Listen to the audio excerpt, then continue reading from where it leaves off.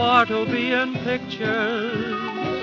You're wonderful to see. I got nothing. Two. My goodness. Hi, everybody. Welcome to the Talkies. To the Talkies. Hey. To the Talkies. Hello. We've gathered the troops and went out to the cinema. Yep. And had an experience watching a motion picture today.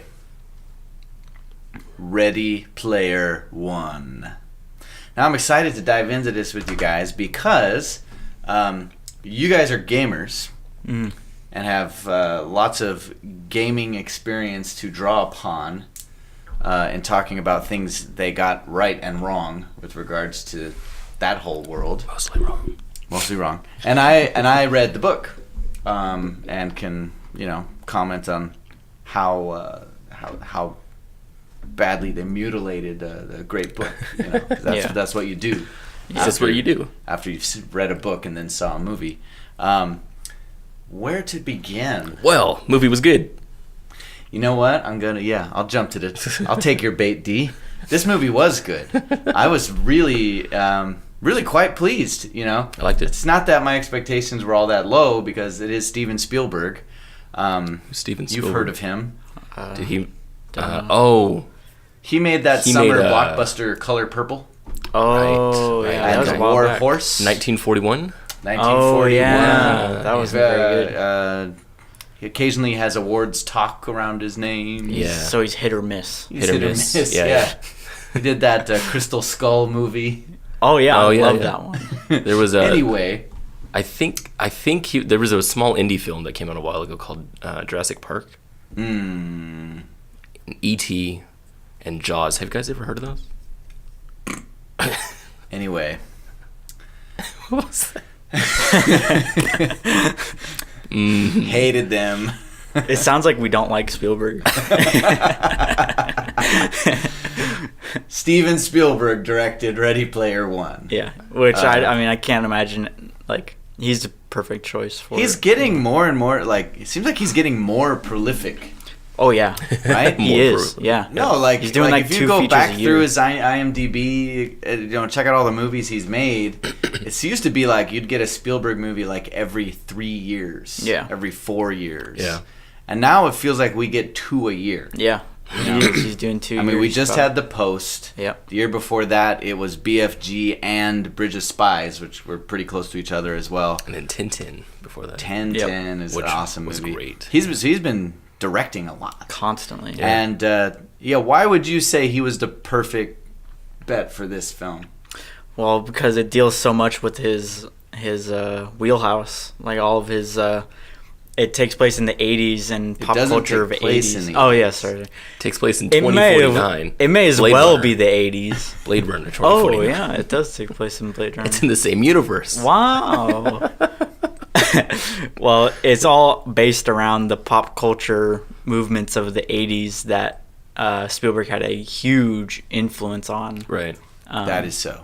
So it was interesting to see him revisit that in a retrospective kind of way. Give everyone a big hug from Yeah. the 80s. Yeah. Yes, yeah. And in the era of Stranger Things and It Follows, Yeah. the 80s Glow. 80s revival. All these things. Yeah. That's what's going on right. This is the age of the 80s revival. Yeah. For better or worse. Ugh. Mostly worse. But everyone loved Stranger Things. Yeah. It's good. So the story is all based around this idea that in the future, the relatively near future, the world has kind of gone to crap, and so everyone spends their time in this virtual world called the Oasis. So much so that the Oasis is the center of the world's economy. It's the most important part of functioning society today. And it's more like Second Life, a game that people they just kind of live in today's day and age. Is what it would be. Yeah, just blown to gigantic proportions. Right. So it's not so much a game where you play for points and stuff. It's just you just live in this virtual environment. Yeah. And then and the Oasis was created by a guy who I would best describe as a hybrid between Steve Jobs and Willy Wonka. Yeah, yeah, Willy Wonka. That's awesome. That's great. And he played that character well. I loved his performance. I thought he was so authentic. Yeah. The guy who played, what was it, Oswald or something? He was in, that actor was in Bridge of Spies. Oh, was he? Yeah, and he like stole the Halliday. Halliday. show. Yeah. Yeah, he was very good. Mark Rylance at Halliday, and he was fantastic. But anyway, he has passed away, and he left a hidden Easter egg in the virtual world, and whoever finds it gets to take over the Oasis, as well as $1 trillion or something like that. Yeah. So we have a treasure hunt of sorts going on, a race against time. We have a grassroots uprising against a corporate monster. We have a lot of like Matrix-y, real world versus virtual world stuff going on. Yeah, I really liked how the plot was introduced. How it was like instead of like, oh no, he passed away, Easter egg. You know, we all got to find it. Let's all climb together, because it doesn't really seem like if there were corporate. I like how they had the corporate IOI team, like this big corporation that was built upon to go and find this Easter egg. Yeah. But what was cool about it is that the Easter egg hunt had been old, like for years. Yes. Yeah, it was like 5 years. Like and the nobody frenzy, did the anywhere. excitement of it had largely burned off. Right. And it's only these diehards that are still trying to find the egg. That was really cool. Yeah, That was awesome. that is really cool. I actually really liked how the Oasis was treated. Like it felt like it was like a game that I could imagine happening in see real that. life and being like a big deal. Like it's very similar to VR chat, which is really popular right now. It's literally like the same thing, but like the difference being more absurd. Except in VR chat, it's very reminiscent of what the internet is like today. Yeah. And the Oasis is more reminiscent of what internet was dreamt like in the 80s. Yes. That's what I would say. So that's one thing that gets me about how pop culture was treated in this. Oh, and this is weird. Actually, this is super weird.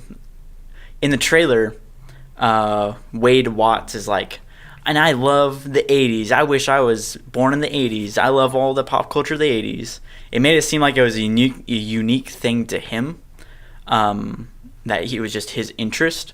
But everyone in the Oasis is mostly some kind of 80s throwback thing. So is everybody obsessed with Well, the like 80s? the plot was. Well, no, 80s.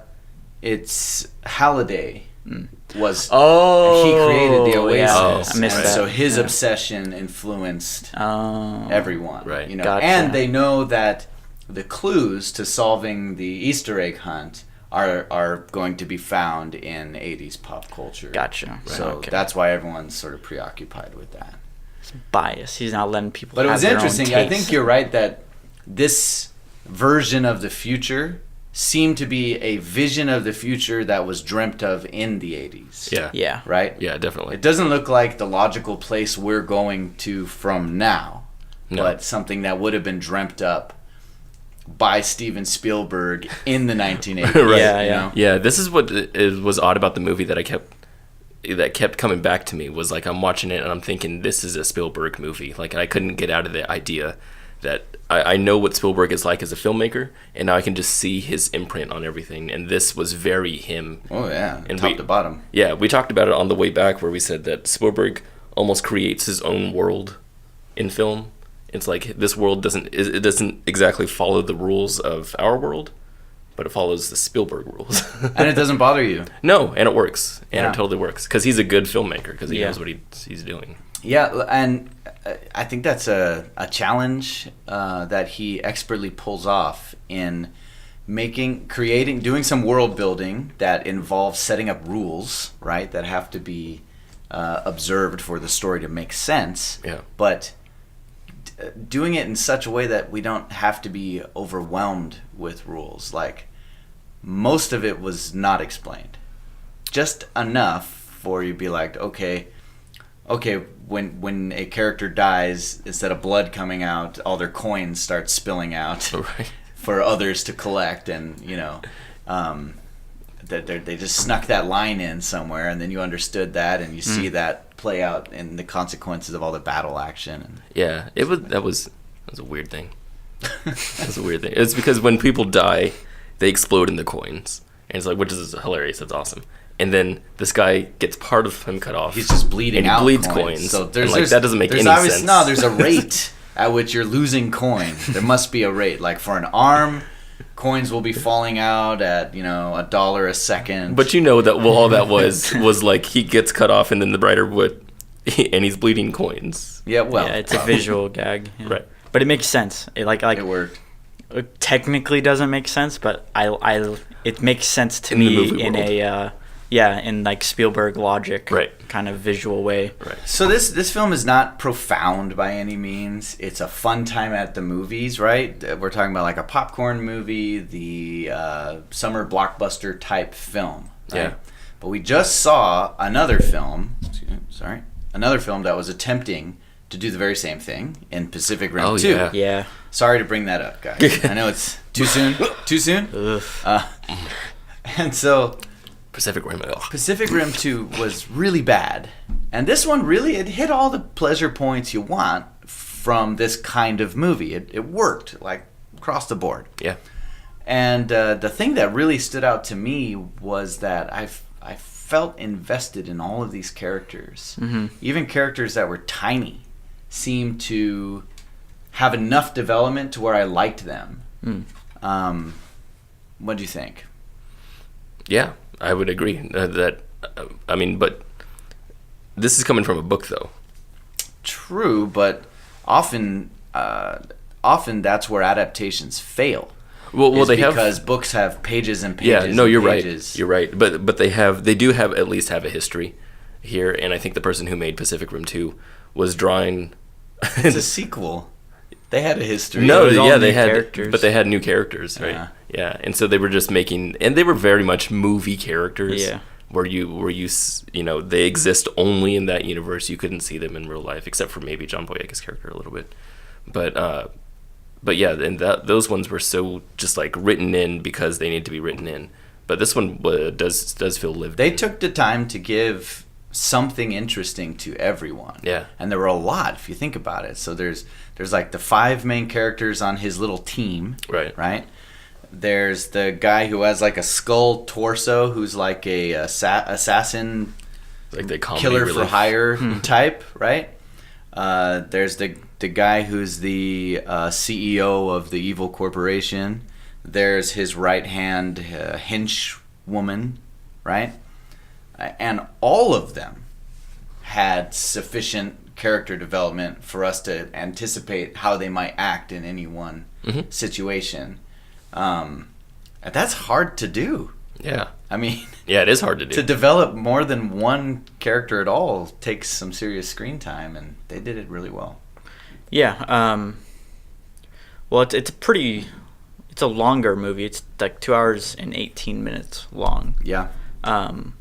And they what I liked about it is I like when movies have long setup, and a lot of time spent on setup. Right. And they did that. Getting in to this know movie. everything. Yeah. Yeah. Whereas I feel like a lot of movies kind of, especially the bigger films, kind of forego the 3-act structure sort of thing, or at least the pacing of a 3-act structure, and kind of go into like a more of a, just that's like constant tension of some sort.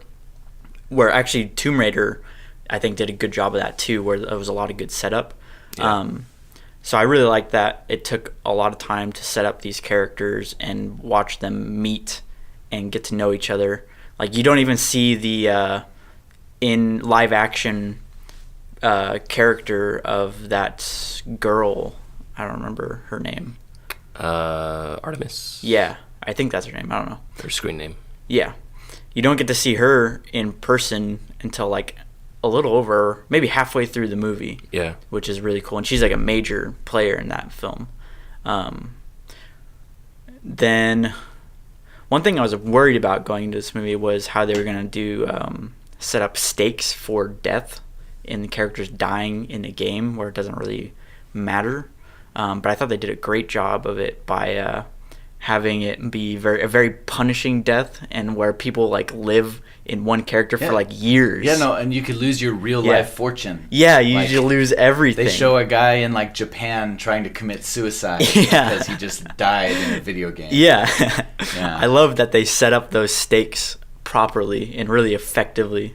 Unlike Pacific Rim 2, where the stakes were literally the whole world, but you just don't feel it at all. Right. No, and that's definitely understanding the reasons why, things, the stakes can happen. And we talked about that in Jumanji also. I mean, we didn't cover Jumanji, but talked about Jumanji in Tomb Raider episode. Where Jumanji had people literally have multiple lives.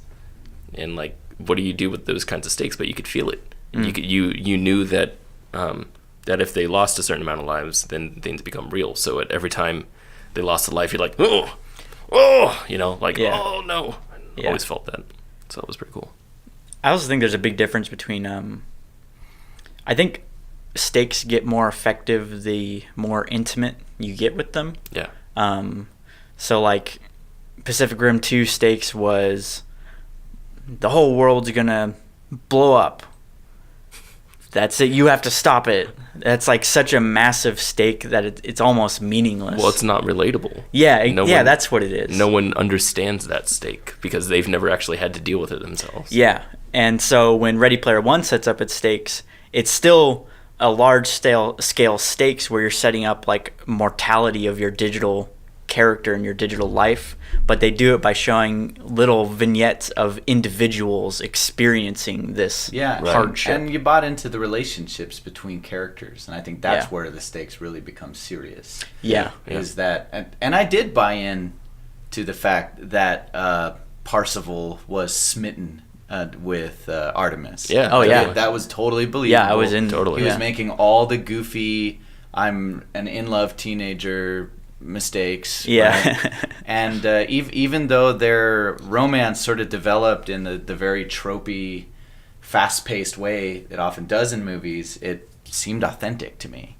I also really liked the relationship between Artemis and H. Z and H. Z and H. That was really good. They had a great relationship too, and it's because of those relationships that you care when someone gets hurt or they get pulled away from each other. People that have a bond and are now that bond's being threatened or broken. That's the kind of thing people feel more than, the Earth's about to blow up. Right. There's an old saying about stakes in movies where it's people only care about two things: love or life. And as much as that is an interesting kind of thing to say about movies, it's not completely true, because people definitely care about things that they can understand. Is what it is. And love is something that most people can understand. Right. And that's something that Spielberg has had nailed down for almost his whole career. He's always been good at that character development kind of thing. You know what was interesting was that this movie was so 80s, right? Like it's a love letter to the 80s, right? And it's telling everybody, remember the 80s. That's what this whole movie was. Some of the things were quite obscure, actually. Well, there was thousands of references. It's crazy. But what was cool about it was that it didn't get annoying. You know? To someone, I mean, you could probably relate to this more. Someone who doesn't know the 80s as well as we do, but because you're so young. It's weird because you actually know more about the 80s songs. Who let this child on our set? I definitely don't really care for the 80s that much. Like there's a lot of the pop culture I love. Like I grew up watching Indiana Jones and all the 80s stuff. But I definitely don't have any kind of like...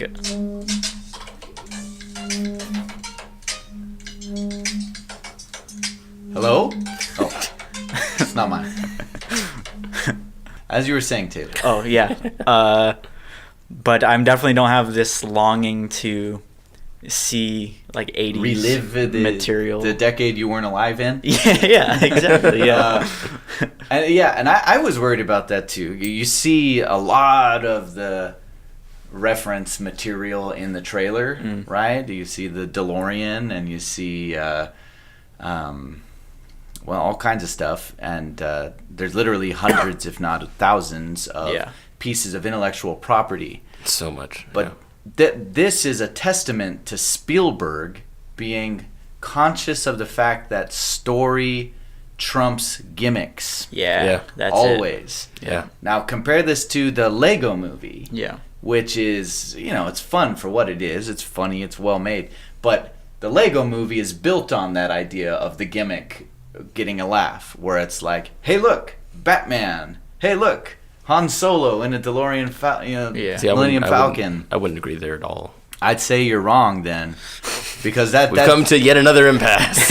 Well, in the Lego movie, it was like, let's all get excited for seeing this new thing that you're familiar with. Hey, look, here's a thing you're familiar with. Yeah. Whereas in this, it felt like the movie could have been exactly the same if it didn't have if it was all original IP. Right. I don't think it would have drastically changed this movie at all. You're right, and that is something that Lego Movie can't do. But I would say that they're both the same in certain aspects. Where Ready Player One is an '80s movie that's based more on story than gimmick. Lego Movie isn't, that they used. Because they had a bunch of comedy elements in there. And they do tell story well. Maybe a better example to make my point would be the Emoji Movie. There you go. Right? See, that's a bad movie. My point is that all these things were just that. They were Easter eggs. Yeah. They were not the Easter dinner. Right. Right? Right. No, that's definitely true. Yeah. Yeah, it didn't get annoying to me. At least I don't think so. I was also worried about that. I was like, how referencey is it going to be? How is it going to be annoying? But it wasn't annoying. Right. Maybe I think I felt a little bit annoyed with it's hard to talk about it so I'm talking about the Shining sequence. All right, let's go into that because it's so crazy. We could talk a lot about that sequence. So just for setup, in the book, this is not something that's in the book. In the book, one of the challenges, he finds the first key and he unlocks a gate and he steps through. And when he gets through the other side, he hears the galloping of horse hoofs. And he turns around to see that there's a man behind him banging coconuts together. And he's dressed as a knight, and he realizes he is in Monty Python and the Search for the Holy Grail. And the challenge is he has to act out every scene of the movie perfectly line by line from memory to get that's his challenge. That's funny. Yeah. I think three of us would probably pull it off. We could, for whatever reason, they decided not to do that. It might have been an IP issue. It might have been just that it doesn't necessarily translate well to cinema. What they did instead was simultaneous, like equal parts awesome and weird. Yeah. The sequence where they go into the movie of The Shining. Yeah. And they used real footage mixed with digital recreation. Yeah. And it was very well done visually. Absolutely. It just looked like it looked like that was the movie. These CGI characters literally walked into The Shining. Yeah. Which is very strange. It's very surreal. Yeah. Because it brought the movie into a new light where it was the same movie, but it wasn't just the same shot. Yeah. It was literally that world. Yeah. That they literally it had a whole nother aesthetic. Yeah. The graininess of the image changed. Yeah. It was bizarre. And they were exclusively using the soundtrack of The Shining too. Yeah, the soundtrack to The Shining was playing. So the character H, which in the Oasis is a great big mecha monster type guy, mecha ogre maybe, Gears of War type of person. Yeah, and she is talking about how she doesn't like horror movies, right? And she's like, I haven't seen The Shining. Is this a scary movie?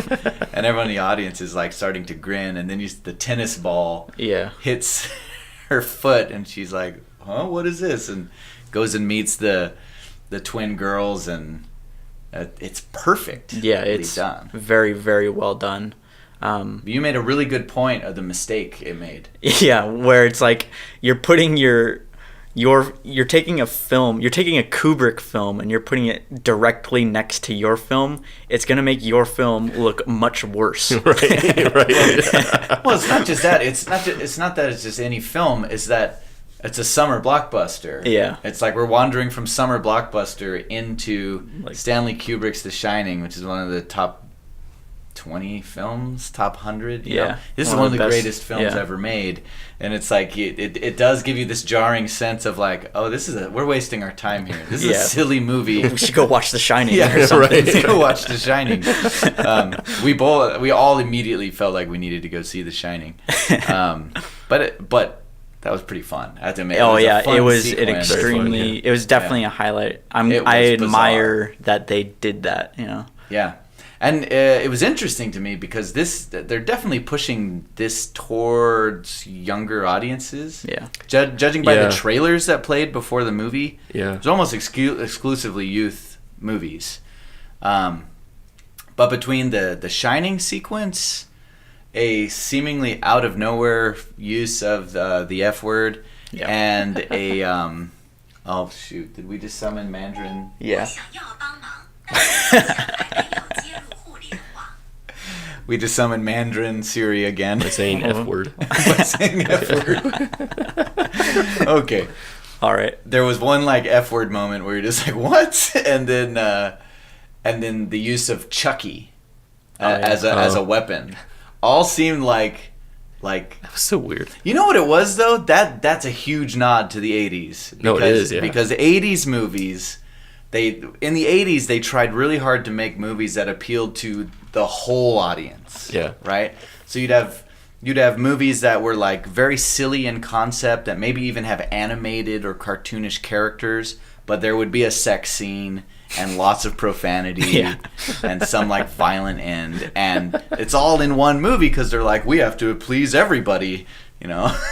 They said shit like 8 times in this movie. Mm-hmm. Yeah. And it, you know, it didn't hurt the movie at all. It actually was true to the tone. Yeah. But I found that a little strange. That's all. It was a little strange. And the use of The Shining and that the blood and yeah. They don't even the just, naked woman coming out of the bath was just like wait, yeah. They don't, what kind of movie is this? show any nudity, but like it's like a fully it's a full shot. Nudity. Yeah, and H is all like, well, I'll go with this. Yeah, it's like, whoa. She's all ready to hook up with this. What the heck? Digital. Then her face melts. Yeah. And they show her face melt into a zombie. Like she transforms visually into that old thing. Yeah. Yeah, that was weird. That's when I started going, I don't remember this in The Shining. Yeah, I was like, are they making fun of The Shining? I was like, what? I like how the axe comes through the door. It goes axe, then axe, and then big giant axe through the wall. Axes are just coming from everywhere. I think that's what didn't sit right with me in that sequence was like the stuff. Was when they broke away from The Shining? Yeah, when they broke away from it and they had it like all the fantasy stuff. I loved that. Yeah. I thought that's what made it surreal for me. I mean, besides the weird that they were inside the movie. Seeing the zombies running around The Shining, you're just like, wait, what? Yeah, no, that was weird. Stanley Kubrick was Steven Spielberg's mentor, as he was being a filmmaker, budding filmmaker. Back when he was just a budding filmmaker making Jaws. I have mature days. Yeah, I have a comment here about Mr. Spielberg. So you said because Taylor and I are gamers, you know, how does this look from the gaming point of view? And right after the movie, you said, I don't think Spielberg's played many games. Right. So what do you mean by that? Yeah, the whole thing, since it's in VR, I mean, it has a lot of gaming things in it, and the whole, you know, race scene, which was amazing. Mm-hmm. You know, all has a bunch of gaming stuff in it, and it all feels like stuff that we said before we started recording, which was, it feels like someone who lived through the 80s who dreams of the future, and this is what video games are going to be in the future. You talked about how this is VR chat, and VR chat, if anyone knows what VR chat is, it's like if you took memes and squared them multiple times. VR chat is insane compared to this. Yeah. And the whole thing just kind of felt a little disjointed. It felt like Spielberg didn't really get video games a little, there was a lot of things that were, they spent a lot of time on certain games, like the Atari Adventure game, where you're just like, oh yeah, I get it, you understand that. But he didn't really understand like the use of Halo or like, I don't know. The culture of video games. Yeah, the culture and stuff. The use of anonymity in this movie is different than it is in real life, and that's what's weird about it. What do you mean by? Because I have no idea what you're talking about. So do you remember? This is gonna sound weird for people who are listening on podcast, but you saw that meme that we talked about, the first deep fried meme that you saw. Mm-hmm. Okay, where it's a cat with 2 legs, and it says "when you walking." Yes, and its feet are made of 2 orange hands that are making the perfect symbol. Yes, yeah. Okay, so that, if you imagine that, but just turned into an interactive experience, that's basically what VR chat is. And this is what, when we had talked about Black Panther, me and Taylor were making this joke about Ugandan Knuckles, who is a character in VR chat that everyone seems to assume, and became a meme, where he's this guy who looks vaguely like a Sonic character, Knuckles, vaguely, and goes around and says, "Do you know the way?" And there's so many of them. And the thing is, like, anonymity can make this type of humor flourish, right? Yeah. That's the reason why memes became a thing, and why VR chat became a thing, and why that theater game that you talked about, and Gmod, and all these, and Half-Life Online, all these things became things because of the use of anonymity in the internet. And this movie doesn't touch any of that. Yeah, probably because that sounds like it would make a bad movie. No, it would make it a very interesting movie, but it would be really hard to do right. It would make a blockbuster. Right. Maybe not. It's because it'd be interesting. When you're anonymous, you can do almost anything. I mean, that's the reason why, road rage is a thing. Yeah. Is because people feel like they're protected inside their car. You're not. Right. You don't know who I am. Yeah, but they say that in the movie. They do that in the movie. But it's weird because it's almost like a veneer, because the thing that they talk about as VR is this story about, you don't actually know who I am. Therefore, we can't actually form a relationship. And that's a very basic understanding. But if you take that and multiply it times multiple thresholds, you say, okay, you don't know who I am, and yet we're still having inside jokes together. This joke has now become something that all of us know as an anonymous collective. And those people who come in are still outsiders, even though they don't know us here. They still don't, they don't know us in real life. They also don't know us in digital life, and it creates these weird things. It gets a lot more complex than a movie like Ready Player One can demonstrate, or even attempt to demonstrate. Right. And it's not just the idea that they didn't go that far with it. It's just that because it was so basic, so thin, it felt 80s. If you've ever read William Gibson's Neuromancer, 3 or 4 times, you can understand. You can understand that cyber. So he's the guy who coined cyberspace. All right, it's the reason why VR is a thing. But like in that book, he talks about also that thing, anonymity. But they don't foresee things that anonymity allows you to do. Yeah, and it's just, it feels very dated. Well, I think they took the topic as deep as you can in this type of movie. Well, and someone who grew up in the 80s will appreciate that, but someone who's a little bit younger, or even younger than that, I think they'll feel the oldness. Yeah, this brings. If a younger director made it, it would be a much different film. Exactly. But that's what makes this movie kind of weird, but also is the reason why it works, is that it is simultaneously based on our real world, and yet very clearly is a fantasy. Yeah. Right, and that's what we saw when we said Spielberg makes his own world. Yeah, it might as well be, Middle Earth or anywhere else. Exactly. Yeah. And I think he does a fine enough job of making the audience understand that. That I don't think hardly anyone's going to have the problem you're having right now. I think most people are going to have that problem, but I don't think most people? Yeah. There's not a single problem you have that most people have. No, if you watch the movie and you're younger and you you can see relationships between that's what's on screen and what's outside the screen. And when you make those relationships, you're like, oh, these are different. you know. Yeah, but and I don't you're think gonna know anyone's that. going to watch the movie and say this isn't like our VR because they're going to know before it even I don't- starts that I don't this think is they're- not like our VR or our. I don't think they're going to compare it and say one's better than the other. I'm just saying that they're definitely going to see those differences because they are there. Because it's fantasy. Yeah, but no one goes into Ready one Player goes- One no. saying, "Oh, okay, this is 2049, but not 2049 in our timeline. 2049 in Spielberg's timeline or in the writer's timeline." That's exactly where everyone's mind goes subconsciously. After My you mind didn't experience go it. there till it was like at the end. That's kind of how I felt too. Was during the end, where I kind of accepted it. You felt like you were going into a movie where this was someone's guess at where our real future would end up. An approximation of some future, yeah, and not it's not a straight trajectory. They're not trying to do details. Okay. It's fantasy, guys. This is a work of fantasy, fiction. You understand that, right?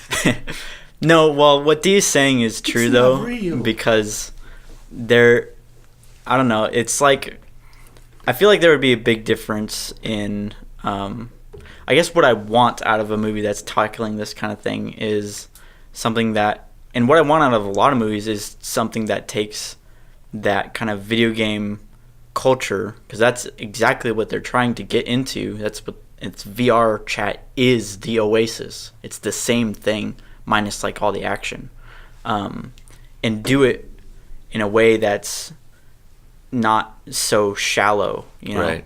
Like and I think you can go deeper than that in a big blockbuster movie. Maybe so. Not super deep. I but, think you the know. reason they don't, though, and I think they have a perfectly good reason not to, is because this isn't about VR and gaming. Yeah.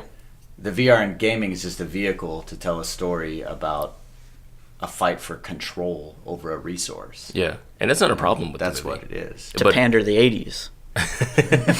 So people who are between 20 and 20 and 40 are gonna love this movie so Yeah. much, Well, so much. They're pretty much the ones that matter to I mean, Hollywood anyway. When that tennis ball came over and hit H's foot, everyone in the theater went, Yeah. "Oh!" Yeah, that was awesome. I'm like, "Oh, Jesus!"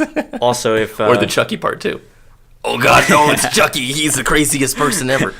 yeah, I'm like, what are they going to do with this Chucky doll? And then somehow they managed to make a believable sequence where Chucky murdered like 8 people in seconds. That was amazing. Except not really, because it's PG-13. Just like bounced around. He's like a bouncing murder ball. Boing, boing, boing, boing. I was disappointed that Holy Hand Grenade didn't say Hallelujah before it blew Or up. something. Yeah. Yeah, it needed a prayer. A little prayer. You were gonna say something?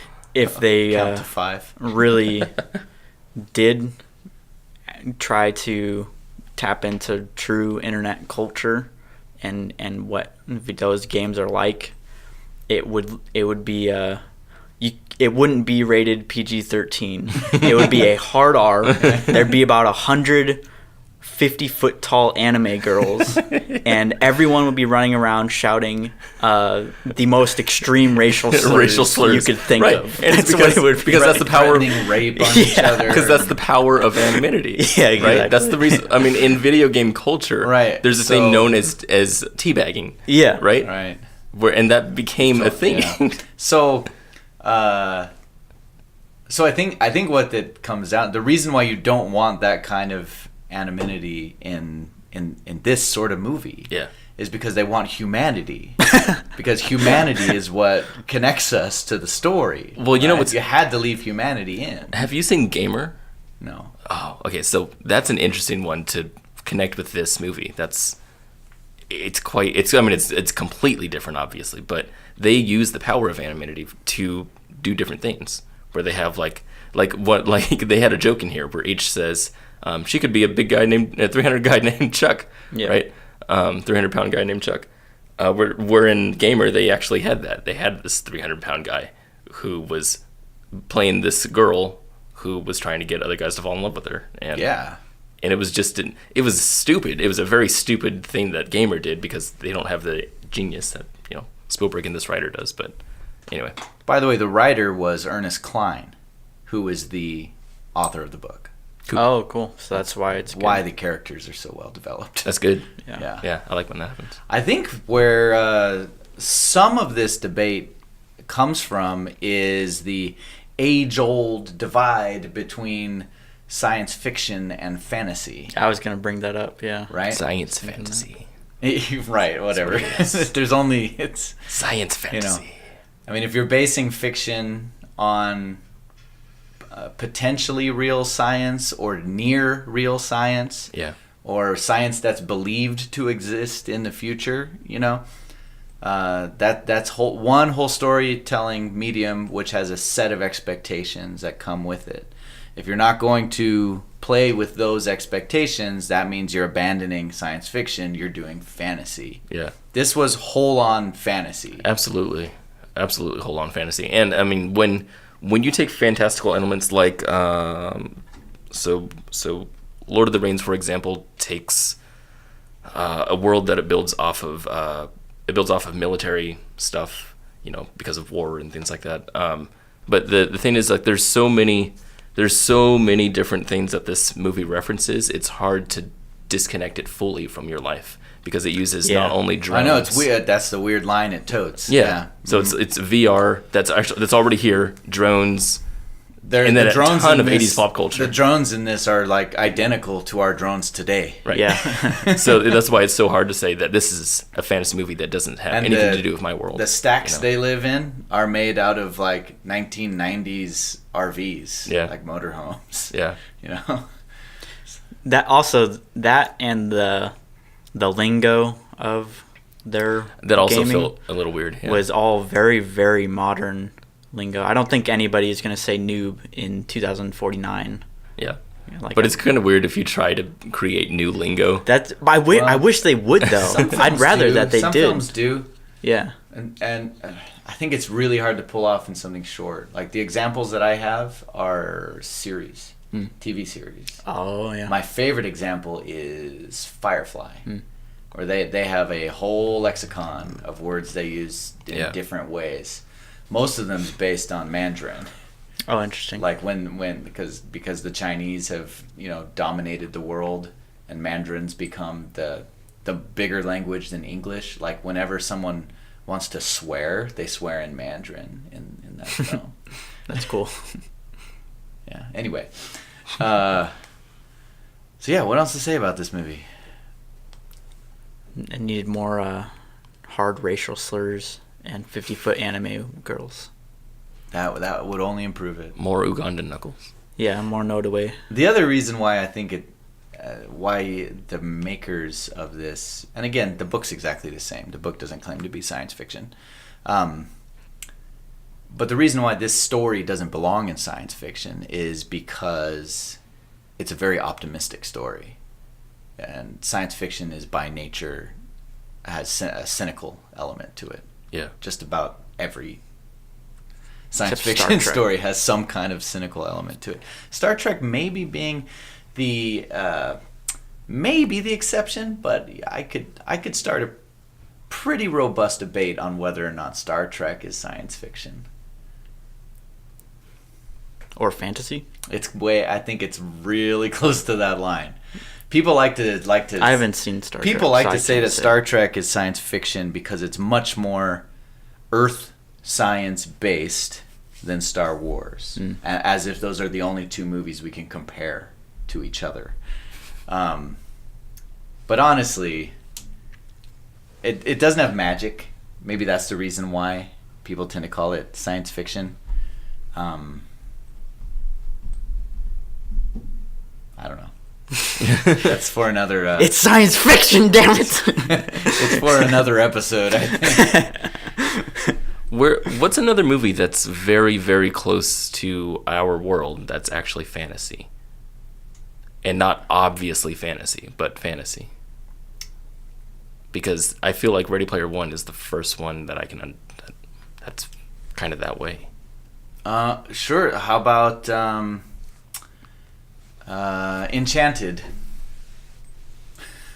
That's cheating. That's funny. It takes place in our world, and No. it's totally fantasy. No, that's cheating. Disney's channel has made lots of them. Enchanted doesn't work. That's cheating. It does work. No, It works perfectly. because it's taking fantasy and merging it with real world. I'm talking about where the real world is But the that's- fantasy element.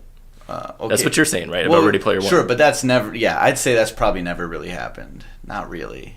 So I think that's what's Except for like the Lego movie. Lego Movie is awesome. Yeah. Yeah. Dude, I don't even like Ready Player One anymore. Now that I think about it, what a waste of time. I don't know what genre it is. How can we like a movie without knowing how to categorize it? I was still trying to argue my point of why I felt it was disconnected. Why Spielberg felt like an old person. He is. Yeah. Other than that, it shows in his filmmaking ability to take something that's modern and make it into the future. Yeah. But like you said Yeah. right when you came out, you didn't seem to care while watching it. No. Because that's what he does so well. Right, and that's why it's just a minor point. Well, it's kind of fun when this episode actually has more than us just going, yeah, I know. Yeah, I agree. You're right. That's what we did in Pacific Rim. Yeah, I know. We were all unified on Pacific Rim. That's yeah. true. Yeah. I think we're all unified on Tomb Raider, too. And Winchester. All the bad movies. I think so. We actually don't we like only good argue. movies. We only no, we love them, but it's you know what it is that it's not worth wasting your time on a bad movie. No, that's definitely that's it. what makes art valuable and exciting is it creates divergent thought. You know, like you can walk away from a good piece of art. 3 people will walk away Yeah. having totally different experiences. From a bad piece of art, pretty much everyone has the same experience. They walk away just going, you know. So that's a sign that things worked. We should have an episode. I think it'll be the Truth or Dare episode. Oh boy.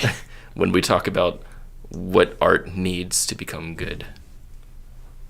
Well, I suppose that will be a good movie to do that with. I think it's gonna have. I to mean, be. Blumhouse is a movie factory, Yeah. right? Right.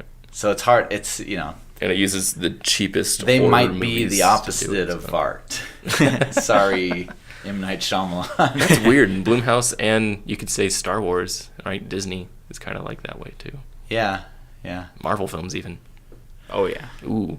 Now we're comparing Truth and Dare and Star Wars. Well, Star Wars Fair. sucks. Yeah, Truth or Dare might be good. Probably be more It enjoyable really looks than like a Star YouTube Wars. Rampage Red. should probably be It good. looks like a YouTube Red movie to me. Most of these do. Skyscraper looks like a YouTube Red movie. No, it looks way too high budget. That's what's funny. It's a dumb looking An movie. extremely high budget YouTube Red movie. The day YouTube Red can afford Dwayne The Rock Johnson will be. I want to see a good. Sad day. I don't know what they. I don't know how to finish the sentence. I want to see a good dumb movie. We haven't had one of those in a while. That'll be Super Troopers. Oh yeah. That's Okay, there you go. I'm Super guessing. Troopers, too. That'll work. That'll work for me.